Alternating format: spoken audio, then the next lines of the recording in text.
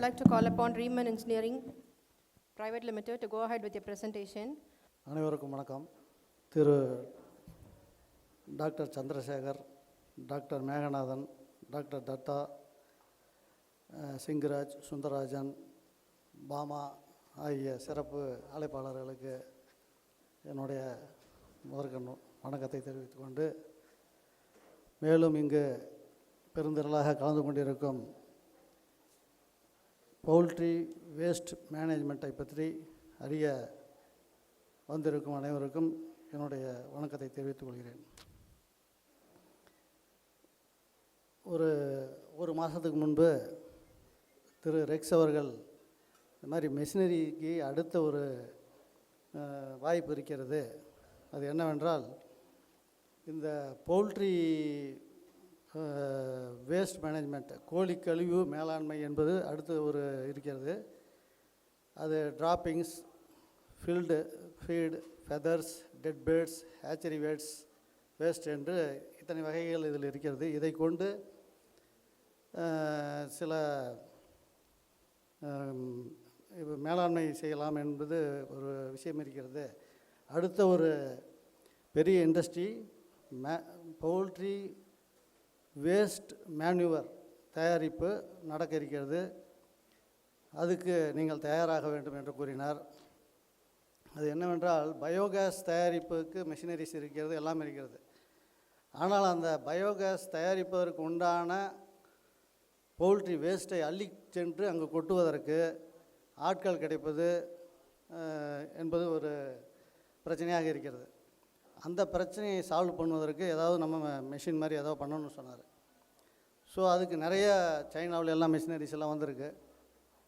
So நம்மளும் அதே போல் அந்த ஆளுங்க உள்ளே போய் அல்லாமல் மெஷின்லேயே உள்ள ஒரு புல்டோசர், அதே சமயத்தில் அதுலேயே ஸ்க்ரூ, அதுலேயே ஃபில் பண்ணி வர மாதிரி நம்ம பண்ணணும்னு சொல்லிட்டு அதுக்கு உண்டான R&D போயிட்டுருக்கு. ஸோ இப்போ அந்த பவுல்ட்ரியில் இருக்கிற வாட்டர், அந்த வேஸ்ட்டில் இருக்கிற வாட்டரை வந்து எப்படி எடுக்கிறது அப்படின்னா, இந்த மாதிரி எக்ஸ்ட்ரூடர் அது மாதிரி இப்போ கொண்டாந்து போட்டாச்சுன்னா வித்தின் ஒரு டன்னுன்ற ஒரு மணிக்கு 10 டன் 5 டன்னுங்கிறது உங்களுக்கு வாட்டரை ஃபில் பண்ணி கொடுத்துரும். வாட்டரை வந்து ட்ரை பண்ணி உடனே கொடுத்துரும். அதை அப்படியே நம்ம ட்ரையருக்குள்ளே போயிட்டு நம்ம இது மேனுஃபேக்சரிங் பண்ண முடியும். அப்படிங்கிறதுக்கு உண்டான வேலையெல்லாம் நாங்கள் பார்த்துட்ருக்கோம். இதில் என்னென்னா, மேலாண்மையின் முக்கிய முறைகள் கம்போஸ்டிங், பயோகேஸ் தயாரித்தல், செரமிக்கல் ட்ரீட்மெண்ட், மரித்த கோழிகளுக்கு பாதுகாப்பான அழிப்பு. இதில் வந்து இந்த இறந்து போன கோழிகள் அழிக்கிறது ஒரு பெரிய பிரச்சனையாக இருக்குது. அதை வந்து ஒரு குழிக்குள்ளே கொட்டி பண்ணுறதுக்கு பதிலாக இப்போ நாங்கள் ஒரு மிஷின் பண்ணிகிட்ருக்கோம். என்னென்னா, ஒரு கோழியை போட்டால் 15 நாள் கழித்து அது வெளியே வரும் உரமாக. ஸோ ஒரு நாளைக்கு 50 கோழி 100 கோழி அவங்களுக்கு தேவைக்கு தகுந்த போல் எவ்வளோ கோழி ஒரு நாளைக்கு நம்ம இறந்த கோழி வரும்னு சொல்லி அது கணக்கிட்டு அதுக்கு தகுந்தாப்பில் மிஷினரிஸ் நம்ம பண்ணி கொடுப்போம். ஸோ நீங்கள் இந்த கோழி டெய்லி போட்டுக்கிட்டே இருக்கலாம். ஆனால் ஒரு 15 டேஸ் கழித்து கண்டினியூவாக உரங்கள் வந்துக்கிட்டே இருக்கும். உர தயாரிப்பு உங்களுக்கு நடக்கிற மாதிரி பண்ணித்தரலாம். இதில் என்ன அப்படின்னு சொன்னால், மெயினாக வந்து கோழியினுடைய கழிவு ஸ்பில்லிங், இது அள்ளுறதுக்கு பெரிய பிரச்சனை எல்லா பக்கமும். அது அப்படியே கீழே வழிஞ்சு போயிட்டுருக்கு, அள்ளுறதுக்கு ஆள் கிடைக்கல. இந்த மாதிரி ப்ராப்ளத்தையெல்லாம் சால்வ் பண்ணுறதுக்கு நாங்கள் மிஷின் கிட்டத்தட்ட ஒரு 70% பண்ணிட்டோம்.